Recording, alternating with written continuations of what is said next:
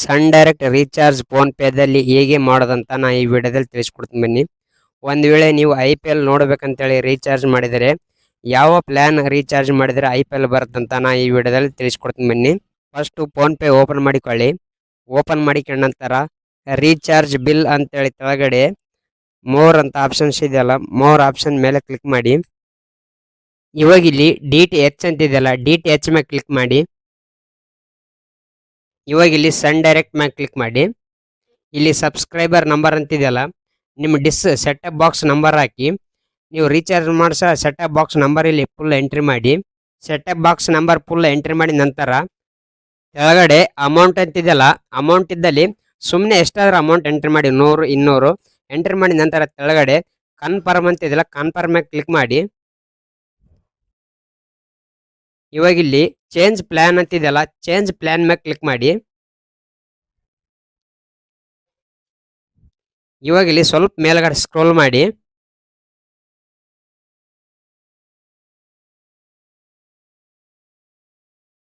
ಇಲ್ಲಿ 270 ಇದೆಯಲ್ಲ, 270 plan select ಮಾಡಿ.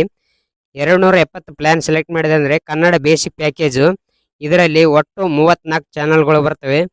ಕನ್ನಡ ಚಾನಲ್ ಇಷ್ಟು ಬರ್ತವೆ ನೋಡಿ. ಕೆಳಗಡೆ ಮಕ್ಕಳ ಚಾನಲ್ ಎಷ್ಟು ಬರ್ತಾವ, ಮತ್ತೆ ಸ್ಪೋರ್ಟ್ಸ್ ಚಾನಲ್ಗಳು ಬಂದು IPL ನೋಡ್ಬೇಕಾದ್ರೆ 4 ಚಾನಲ್ ಬರ್ತವೆ. ಇಲ್ಲಿ ಬರ್ತವಲ್ಲ 4 ಚಾನಲ್ ಬರ್ತವೆ. Star sports Kannada 1, star sports Kannada 2 ಇವೆಲ್ಲ ಬರ್ತವೆ IPL ನೋಡ್ಬೇಕಾದ್ರೆ. 270 ರೀಚಾರ್ಜ್ ಮಾಡಿದರೆ ಇವೆಲ್ಲ ಚಾನಲ್ ಬರ್ತವೆ. IPL ನೋಡ್ಬೋದು 270 ರೂಪಾಯಿ ರೀಚಾರ್ಜ್ ಮಾಡಿದರೆ ಸನ್ ಡೈರೆಕ್ಟ್ ನಲ್ಲಿ. 270 ರೀಚಾರ್ಜ್ ಮಾಡ್ಬೇಕಂದ್ರೆ 270 ರೂಪಾಯಿ ಮೇಲೆ ಕ್ಲಿಕ್ ಮಾಡಿ.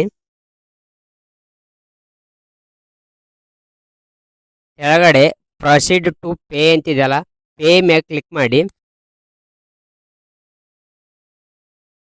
ಮತ್ತೆ ಕೆಳಗಡೆ ಪೇ ಅಂತಿದೆಯಲ್ಲ, ಪೇ ಮೇಲೆ ಕ್ಲಿಕ್ ಮಾಡಿ.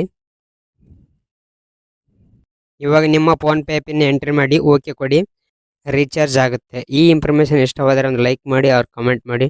ಥ್ಯಾಂಕ್ ಯು ಫಾರ್ ವಿಡಿಯೋ ನೋಡೋದಕ್ಕೆ.